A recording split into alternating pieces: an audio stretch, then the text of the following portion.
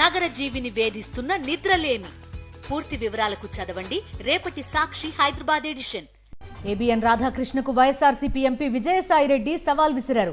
బహిరంగ చర్చకు తాను సిద్ధమని స్పష్టం చేశారు. రాధాకృష్ణ ఛాలెంజ్ స్వీకరిస్తున్నారని ఫేస్ టు ఫేస్, కౌంటర్ కు ఎన్కౌంటర్ అంటూ ఎక్స్లో పోస్ట్ చేశారు.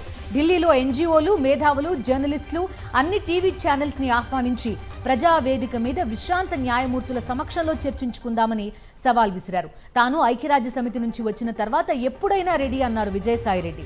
గత 5 ఏళ్లలో మద్యం, ఖనిజ సిండికేట్ బ్రోకర్లు, మిగతా ఇతరత్రా డీల్స్ లో మీ బాస్ పేరు చెప్పి వసూళ్లు చేసిన వారికి ఇవ్వకుండా ఎంత తీసుకున్నావో అన్ని అంశాలు కూలంకషంగా చర్చిద్దామన్నారు.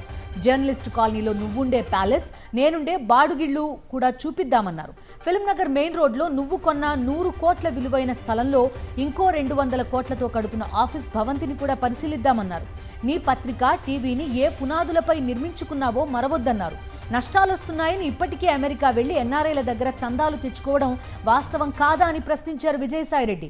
కలర్ బ్లైండ్నెస్ లాగా మీ కళ్లకు కొందరే కనిపిస్తారన్నారు. మిగతా వాళ్లంతా నీవేం అన్నా పడాలా అని ప్రశ్నించారు. సుద్దులు చెప్పడం మానుకో, ఊసర వెలులు సిగ్గుపడుతున్నాయి అని ఎక్స్లో పోస్ట్ చేశారు ఎంపీ విజయసాయిరెడ్డి.